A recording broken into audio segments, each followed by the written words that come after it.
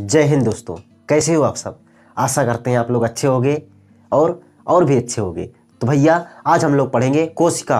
कोशिका होती क्या है, कोशिका का काम क्या है, माइटोकॉन्ड्रिया क्या है, लाइसोसोम, गोल्गी बॉडीज, वैक्यूल, इन सब का काम क्या है। तो आइए देखते हैं कोशिका कहते किसे हैं। ये भैया कोशिका क्या है, कोशिका।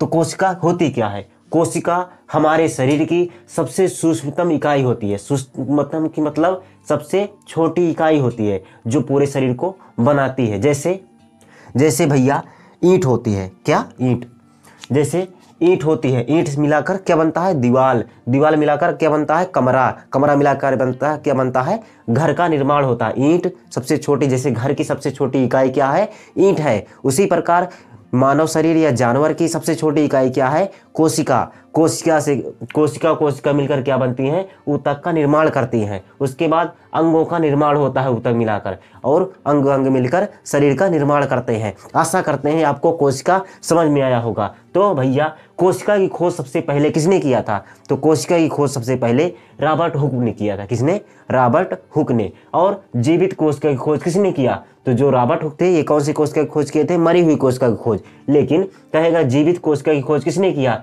तो एंटोनी वान ल्यूवेनहॉक ने किया। किसने, एंटोनी वान ल्यूवेनहॉक। और सिद्धांत किसने दिया, कहे ये दोनों खोज तो लिए, कहा खोज कर क्या करेंगे इसका, तो एक स्लाइडेन एवं स्वर्ण वैज्ञानिक आए और इन्होंने बताया कि ये छोटी छोटी कोशिकाओं से सारा शरीर मिलकर जानवर और मनुष्य का बना हुआ है।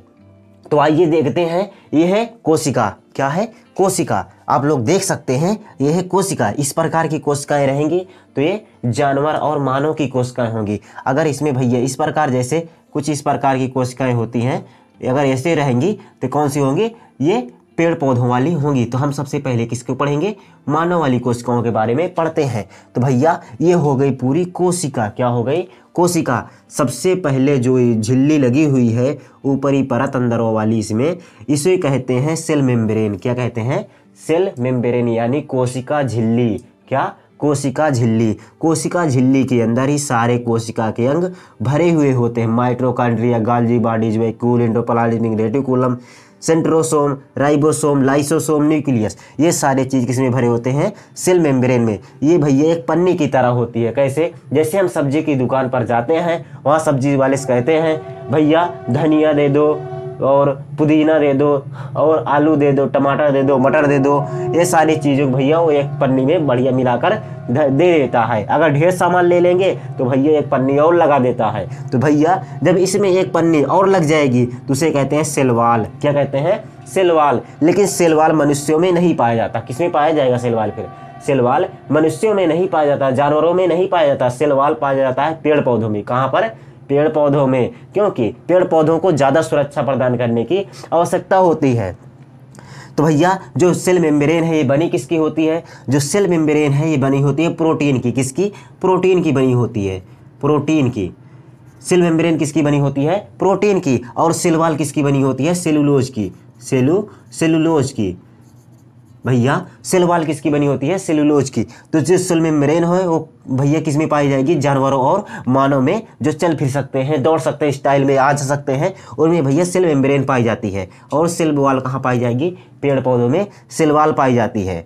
और किसकी बनी होती है, सेलुलोज की। सेलुलोज से जैसे भैया कपड़ा बना होता है, और नोट बनी होती है जो गांधी जी वाली होती है, और क्या बना होता है, कागज़ बना होता है, अखबार, जो बहुत सारी चीज़ें सेलुलोज की बनी होती हैं। तो आइए देखते हैं भैया इसमें जो इसके अंग हैं इनका काम क्या होता है। तो माइटोकॉन्ड्रिया जो है, माइटोकॉन्ड्रिया काम होता है ऊर्जा का निर्माण करना। ग्लूकोज शरीर में आता है, उसके बाद क्या करता है माइटोकॉन्ड्रिया, भैया ऊर्जा का निर्माण करता है। अगर ऊर्जा बना लिया तो करेगा क्या, तो भैया ये ऊर्जा बना लिया तो करेगा क्या, तो जो गोल्गी बॉडी है, अब यहाँ पर आता है गोल्गी बॉडी।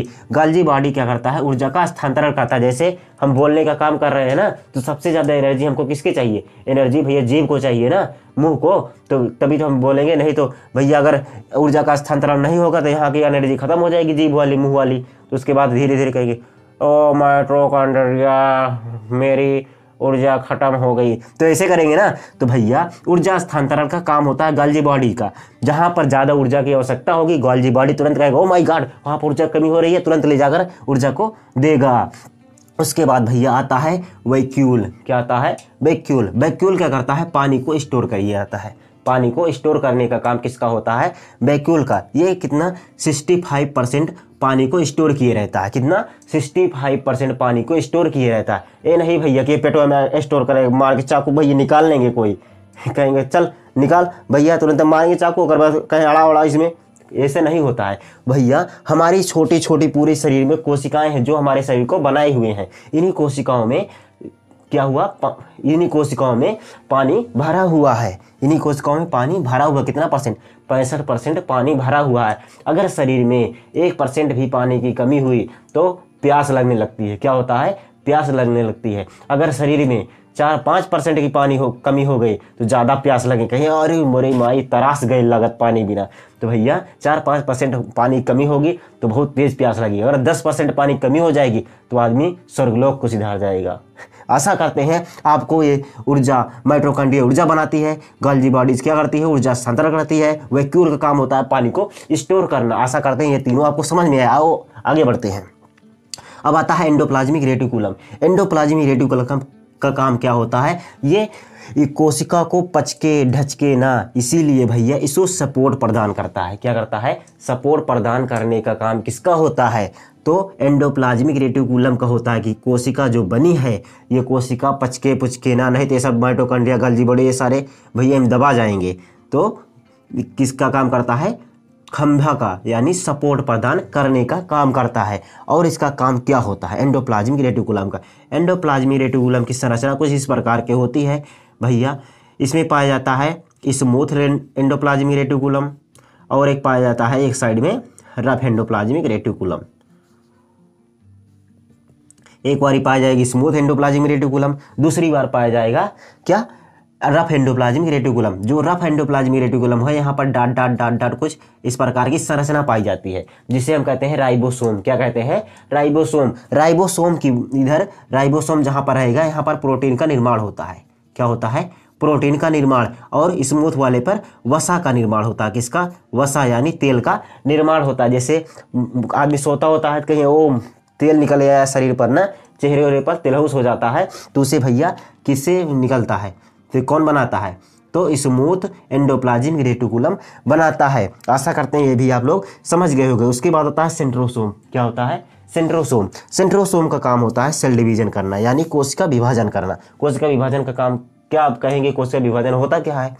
कोशिका विभाजन का मतलब होता है भैया एक कोशिका टूटकर दो नए कोशिका का निर्माण करती हैं। एक कोशिका जो मेन कोशिका है ये टूटकर दो नई कोशिकाओं का निर्माण करती हैं। एक जो मेन कोशिका इसे मदर सेल कहते हैं, और जो नई कोशिकाएं बनती हैं उन्हें डॉटर सेल कहते हैं। जैसे कोई मार दिया यहाँ पर, यहाँ की कोशिकाएं मर गई, काली हो गई। यहाँ पर कहीं का भइल हो, कहीं कोनो मार दें लाठी से, यहाँ की कोशिकाएं काली हो गई यानी मर गई। तो भैया यहाँ की कोशिकाओं की भरपाई करने के लिए जो किनारे उनारे इधर की कोशिकाएं रहेंगी वो कहेंगी का भइल हो, मेल लगल बा का, कहीं ना ही यार मार के करिया कहीं दे ले बाड़े। वहाँ की भैया क्या होती हैं? कोशिकाएं मर जाती हैं। तो अगल बगल की कोशिकाएं देखिए, डॉक्टर के पास जाएंगे आप लोग, कहेंगे देखो डॉक्टर साहब काला हो गया है, तो कहेंगे अच्छा तो नमक पानी गरम करके बढ़िया इसी पर ऐसे लगाना। जब भैया लगाते हैं तो आरी बगल की कोशिकाएं कहेंगी का भाई हो यहाँ पर कुछ जल रहा है, क्या हुआ, मेला लगल बा का, कहीं ना ही यार मार दे ले बा, यहाँ कोशिकाएं सब मर गए। तो भैया थोड़ा थोड़ा क्या करती हैं? कोशिका विभाजन करके यहाँ की कोशिकाएं आरी बगल की इसे ठीक कर दे। फिर 14-15 दिन में, 4-5 दिन में धीरे धीरे ठीक हो जाता है। कोशिका विभाजन आप लोग आशा करते हैं समझ गए होंगे। एक कोशिका टूटकर दो नई कोशिकाओं का निर्माण करती हैं। उसके बाद आता है राइबोसोम। क्या आता है? राइबोसोम। यहाँ वाला राइबोसोम आता है जो प्रोटीन का निर्माण करता है। एग्जाम में पूछा जाएगा कि प्रोटीन फैक्ट्री किसे कहेंगे? तो प्रोटीन फैक्ट्री हम कहते हैं राइबोसोम को। क्या कहते हैं? Protein factory. प्रोटीन फैक्ट्री के नाम से हम किसे जानते हैं? प्रोटीन फैक्ट्री के नाम से राइबोसोम को जाना जाता है। उसके बाद आता है लाइसोसोम। लाइसोसोम का काम होता है, जैसे लाइसोसोम का काम होता है भैया ये पूरे एक जज का काम करता है। जज यानी निर्णय लेने का काम करता है। किसका? लाइसोसोम का। अगर जैसे भैया माइटोकॉन्ड्रिया कहेगा हम ऊर्जा नहीं बनाएंगे, तो लाइसोसोम क्या कहेगा कि बना। लाइसोसोम क्या करता है? न्यूक्लियस को आदेश देता है, कहो इससे कि माइटोकॉन्ड्रिया जो है ऊर्जा बनाए, तो न्यूक्लियस कहेगा माइटोकॉन्ड्रिया से ऊर्जा बनाओ, कहेंगे नहीं बनाएंगे, कहीं ऊर्जा बनाओ, कहीं हमारी तबीयत खराब है, कहीं ऊर्जा बनाओ, तो फिर भैया धीरे धीरे ऊर्जा बनाना शुरू कर देती है। अगर भैया न्यूक्लियस कहा ऊर्जा बनाओ, ऊर्जा नहीं बनाई, तो लाइसोसोम से बोलेगा साहब ये ऊर्जा नहीं बना रही है। तो लाइसोसोम क्या करता है, लाइसोसोम के पास होता है जल अपघटक एंजाइम, हाइड्रोलाइटिक एंजाइम। क्या होता है, हाइड्रोलाइटिक एंजाइम, जल अपघटक एंजाइम। ये जाकर इन्हीं कोशिकाओं के ऊपर छिड़क देगा। अगर माइटोकॉन्ड्रिया काम नहीं करेगी, इसके ऊपर जाएगा और छिड़क देगा, तो माइटोकॉन्ड्रिया का भइल हो, मर गई ले। तो माइटोकॉन्ड्रिया क्या होती है, मर जाती है। अगर लाइसोसोम जाकर इसे छिड़क दिया इस पर अपना हाइड्रोलाइटिक एंजाइम, तो माइटोकॉन्ड्रिया मर जाएगी। अगर भैया ये सारे कभी कभी होता है, जितना Golgi body, vacuole, endoplasm, reticulum, cytosome, ribosome, ये सारी चीज़ कहते हैं कि हम कुछ नहीं करेंगे, हम कुछ नहीं करेंगे। स्ट्राइक पे कभी कभी बैठ जाते हैं, कहते हैं हमारी मांगे पूरी करो, हमारी मांगे पूरी करो। न्यूक्लियस कहेगा का पगलाइल बाड़ी रे, सब मेरा काम कर, लेकिन कहेंगे नहीं हम नहीं करेंगे, हमारी मांगे पूरी करो। तो क्या कहता है न्यूक्लियस, न्यूक्लियस कहता है साहब ये को कमोए नहीं कर रहे हैं। तो क्या करता है हाइड्रोलाइटिक एंजाइम, वो अपने आप को फाड़ लेता है, बम की तरह फाड़ लेगा ना, तो ये सारी कोशिकाएं मर जाएंगी। क्या करती हैं, मर जाती हैं। इसीलिए कहते हैं आत्महत्या की थैली। किसे कहेंगे, लाइसोसोम को। लाइसोसोम को क्या कहते हैं, आत्महत्या की थैली। अपने आप को फाड़ लेता है, तो सारी कोशिकाएं मर जाती हैं। क्या होती हैं, सारी कोशिकाएं मर जाती हैं। इसीलिए आत्महत्या की थैली कहा गया लाइसोसोम को। आशा करते हैं आप लोग समझ गए होंगे। न्यूक्लियस का काम होता है कंट्रोल करना, क्या करना, इन सारी चीज़ों को कंट्रोल करना। और लाइसोसोम का क्या काम होता है, इन सबको गलाना। और सेंट्रोसोम का काम होता है जो गल गए हैं भैया नई कोशिकाओं को बनाना। और राइबोसोम का काम क्या होता है, प्रोटीन का निर्माण करना। गोल्जी बॉडी का काम क्या होता है, ऊर्जा का स्थानांतरण करना, ऊर्जा लेकर जाना जहाँ पर ज़रूरत हो। वैक्यूल का काम होता है पानी को स्टोर करना। एंडोप्लाज्मिक रेटिकुलम का काम होता है खंभा यानी सपोर्ट करना, पूरी कोशिका जो है पचके ढचके ना। सेल मेम्ब्रेन भैया प्रोटीन की बनी होती है, ये पन्नी की तरह होती है, इसी में सारे कोशिकांग इकट्ठा भरे रहते हैं। और सेल वाला काम होता है पूरे और बढ़िया से इसे सपोर्ट करना। और भैया अब कहेगा कि भैया अगर ऐसे भर देंगे ये कोशिका के अंगों को, गोल्जी बॉडी, माइटोकॉन्ड्रिया, तो अगर जैसे हम लोग दौड़ेंगे तो खन खन खन खन खन खन बाजेगा। जैसे बाल्टी में थरिया लोटा दुनिया गिलास उलास चम्मच चम्मच रख देंगे, लेकर भागे ठन ठन ठन ठन ठन ठन बाजेगा ना, बाजेगा। तो भैया उसमें क्या करें, शहद मिला दें। क्या, शहद या पानी भर दें, तो भागें लेकर। तो भैया अगर शहद मिलाए रहेगा तो भैया ठनठनाएगा नहीं। तो भगवान भी बहुत चालाक था। भगवान इसमें भैया कोशिका में क्या भर दिया, कोशिका द्रव। इसमें भैया कोशिका द्रव भर दिया। कोशिका में क्या भर दिया, कोशिका द्रव। तो भैया चाहे भर गए तो फिर अपने अपने स्थान पर ये भैया रुके रहेंगे। कोशिका द्रव भगवान भर दिए। लेकिन कभी कभी भैया, लेकिन जो न्यूक्लियस है इसमें दूसरा द्रव भरा है। कौन सा, दूसरा द्रव भैया जो कोशिका में भरा है इसे तो कोशिका द्रव कहते हैं। जो न्यूक्लियस में भरा है इसे भैया केंद्रिका द्रव कहते हैं। यानी केंद्र वाला जो है इसे केंद्रिका द्रव या न्यूक्लियोप्लाज्म कहते हैं। क्या कहते हैं, न्यूक्लियोप्लाज्म। जो कोशिका में भरा है इसे कहेंगे कोशिका द्रव या साइटोप्लाज्म। जो न्यूक्लियस में भरा है इसे कहते हैं केंद्रिका द्रव या न्यूक्लियोप्लाज्म।